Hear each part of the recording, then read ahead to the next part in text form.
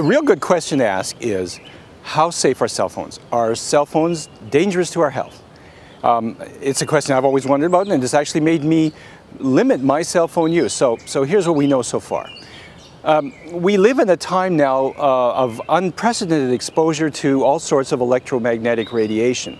Now, electromagnetic radiation ranges from microwaves to the visible light that we can see, to radio waves, and then X-rays, higher energy stuff like X-rays and gamma rays.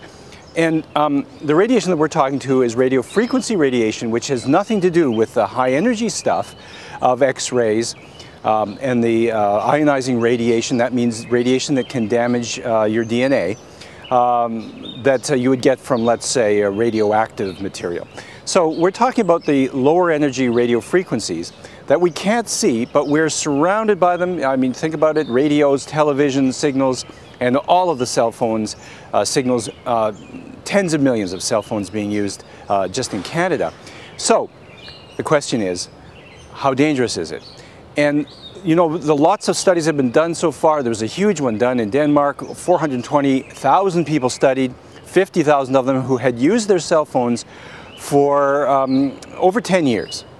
And nothing was found to indicate that it was harmful to your health. No extra head and neck cancers, no cancers of the salivary gland next to where the cell phone was being held. Nothing definitely linking cell phone use with cancer. Now, some of the criticisms of that study could indicate that the cell phone users were not using it very often. They were only using it for short periods of time. And lots of people are using cell phones for extended periods of time, for their work, as they walk along the street, and many times a day.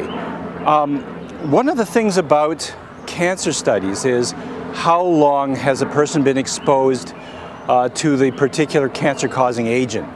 And some cancers take 10, 20, or 30 years to start to develop. Cell phones have not been in use that long. So it's really, unfortunately, kind of early to tell whether there is any danger from extended use of cell phones. If you want to play it safe, use an earpiece. It's the antenna that's the problem, because you're holding this receiver and this transmitter right next to your head. So the closer you are to the antenna, to this receiver transmitter, the more exposure you have to these radio frequency radiation. If you want to put it somewhere else, then you could say, well, gee, if I put the cell phone on my belt and then have an earpiece, am I not exposing other parts of my body to it? Good question. I'm not sure. No one's ever done any studies on that. There are shielding devices that you can buy. Their shielding devices have not been shown to be effective, and in fact, by shielding the antenna, they may be encouraging stronger exposure to this radio frequency radiation, because the signal has to be boosted to be able for you to be able to communicate. So don't waste your money on the shielding devices. Go outside to use the cell phone. Anybody who uses a cell phone knows that the less stuff you have in between, the clearer the signal. And that's, newer cell phones are a lot more sensitive than the old ones, a lot better than the ones used 15, 20 years ago. Mobile phones were really quite crude in those days. But try to go outside. It means that there is a relatively unimpeded signal between you and the antenna.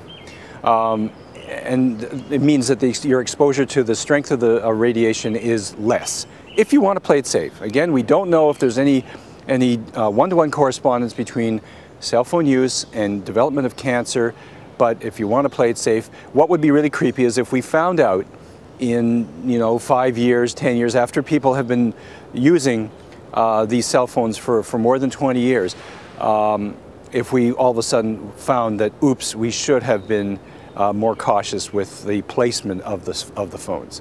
So play it safe. I think if you use your cell phone for a long period of time and you're concerned about this, use an earpiece.